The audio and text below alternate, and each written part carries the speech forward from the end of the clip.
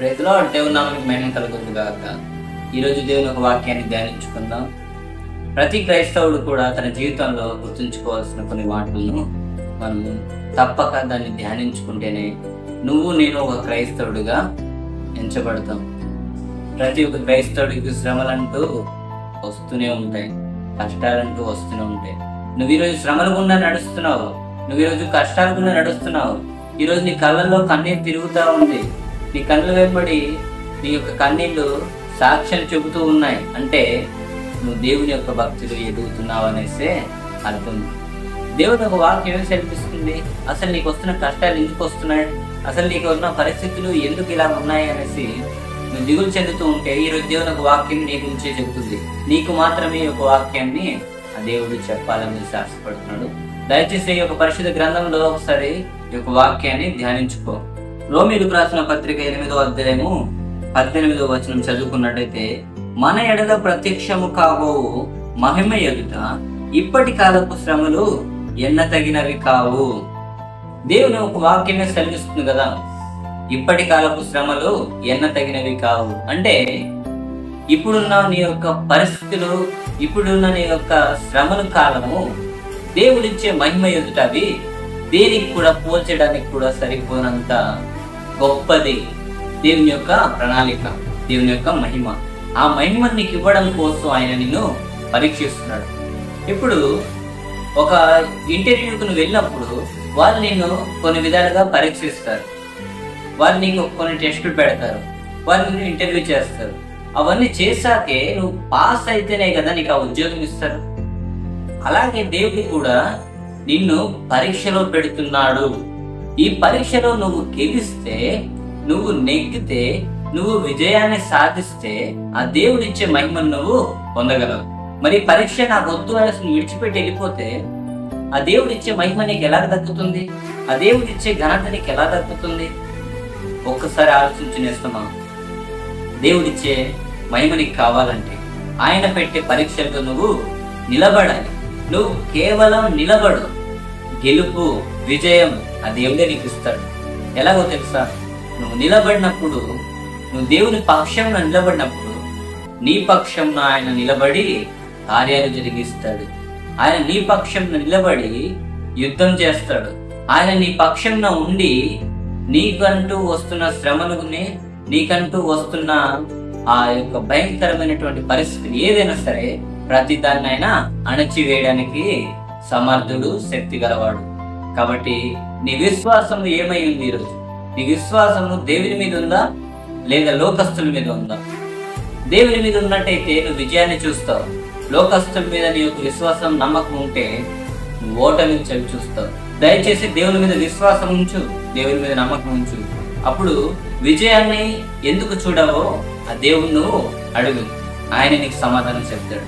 మళ్ళొక అధ్యాయంలో, మళ్ళొక వచనంలో మనం చూసుకున్నట్టయితే దేవుడు మనకి చెబుతున్న మాటలు ఏమై ఉన్నాయో 2 కొరింథీయులకు రాసిన పత్రిక 1వ అధ్యాయం 5వ వచనంలో, క్రీస్తు యొక్క శ్రమలు మా యందు ఎలాగ విస్తరించునో అలాగే క్రీస్తు ద్వారా ఆదరణయు మాకు కలుగును. అంటే క్రీస్తు అనుభవించిన శ్రమలు ఎలాగ మనకు కూడా వస్తున్నాయో అలాగే ఆ క్రీస్తు యొక్క ఆదరణ కూడా మనకు అట్టి రీతిగానే మన ఎడల ఉంటుంది అనేసి దేవుని ఒక వాక్యం సెలవిస్తుంది. కృంగిన వేళలో నువ్వు కృంగిపోతూ నీ దుఃఖ పరిస్థితులను చూసి నువ్వు బాధపడుతున్న సమయంలో నన్ను ఆదరించేవారు లేరే, నన్ను ఓదార్చేవారు లేరే అనేసి నువ్వు రోధిస్తూ బాధపడుతూ కన్నీళ్లు విడుస్తున్న సమయంలో ఆ దేవుడే నీ పక్కన కూర్చొని నిన్ను ఓదారుస్తున్నాడు. నువ్వు నీ మనస్సు పెట్టి చూడు, నీ కళ్ళతో కాదు, నీ మనస్సుతో చూడు. ఆ దేవుడు నీ పక్కనే ఉండి నిన్ను ఓదారుస్తున్నాడు. నీ హృదయంలో ఆ దేవునికి చోటిస్తే ఆ దేవుడు నీ హృదయంలో ఉండి నిన్ను బలపరుస్తాడు, నిన్ను ఓదారుస్తాడు. అప్పుడు దేవుని యొక్క సాక్ష్యాన్ని నువ్వు చెప్పగలవు. నా దేవుడు నా పక్షంలో ఉండి నన్ను ఈ విధంగా ఆదరించాడు. నేను కష్టాల్లో ఉన్నప్పుడు, దుఃఖాల్లో ఉన్నప్పుడు, శ్రమల్లో ఉన్నప్పుడు ఆయన నన్ను ఆదరించాడు.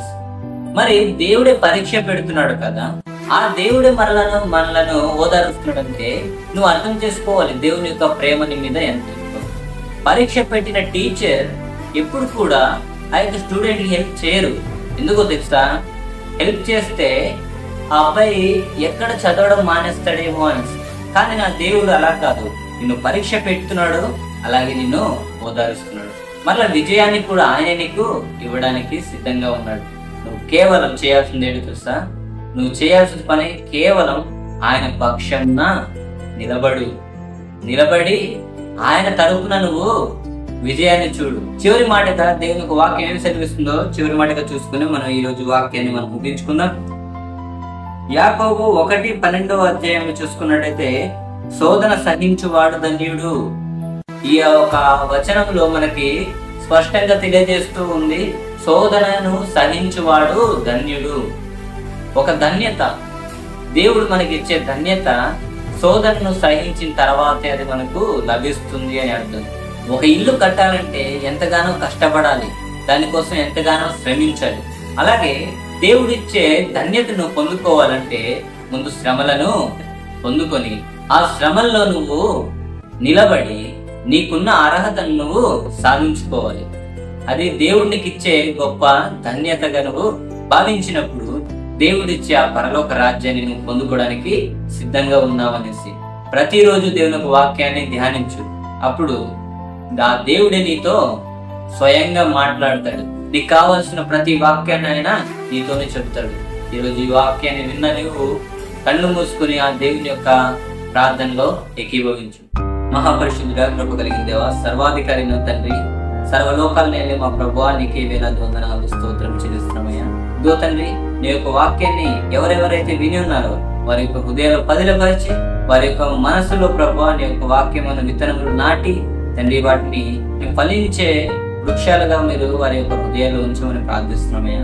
ఎంతమంది అయితే ప్రభువా నీ యొక్క వాక్యం ద్వారా ఆదరణ పొంది ఉన్నారో ప్రతి ఒక్క జీవితంలో కార్యం జరిగించమని, శ్రమల్లో దుఃఖాల్లో ఉన్న వారిని ఆదరించమని, మీరే ఆ శ్రమల్లో నుండి వారిని విడిపించి ప్రభువా మీరు వారికి ఇచ్చే ఘనతను వారికి దయచేయమని, మీరిచ్చే మహిమను వారికి దయచేయమని, మీరిచ్చే ప్రభువా వారికి చూపించి మీ ప్రేమను వారికి దయచేయమని, మీ పరలోక రాజ్యంను వారికి దయచేయమని నజరేయుడైన యేసు పరిశుద్ధ నామములో అడిగి వేడుకుంటాం తండ్రి. ఆమేన్. Praise lord. దయచేసి గమనించగలరు, ప్రతిరోజు సాయంత్రం 7:30 గంటలకు మన యొక్క యూట్యూబ్ ఛానల్లో దేవుని వాక్యంను చదువుదాం అనేసి ఆ దేవుడు ఇచ్చిన ప్రణాళిక ప్రకారం ప్రతిరోజు సాయంకాలం 7:30 గంటలకు మీ బైబిళ్లను పట్టుకొని మన యొక్క ఛానల్లో లైవ్ని చూడగలరు. అలాగే ఈ యొక్క దేవుని వాక్యాన్ని మీకు ఆదరణ కలిగి ఉంటే ఈ యొక్క వాక్యాన్ని మీ బంధువులకు మీ స్నేహితులకు పంపించి వారికి కూడా మంచి ఆదరణ కలుగజేయండి. ఈ వాక్యం ద్వారా మీకు ఏమైతే ఆ దేవుడు మాట్లాడాడో కామెంట్ రూపంలో తెలియజేయండి. మొదటిసారి మీరు ఛానల్ చూస్తున్నట్టయితే సబ్స్క్రైబ్ చేసుకోండి. ప్రతిరోజు దేవుని వాక్యాన్ని చదువుదామని మన లైవ్లో అందరూ పార్టిసిపేట్ చేస్తారని ప్రభు పేరిట మనం చేసుకున్నాము. ఆమేన్.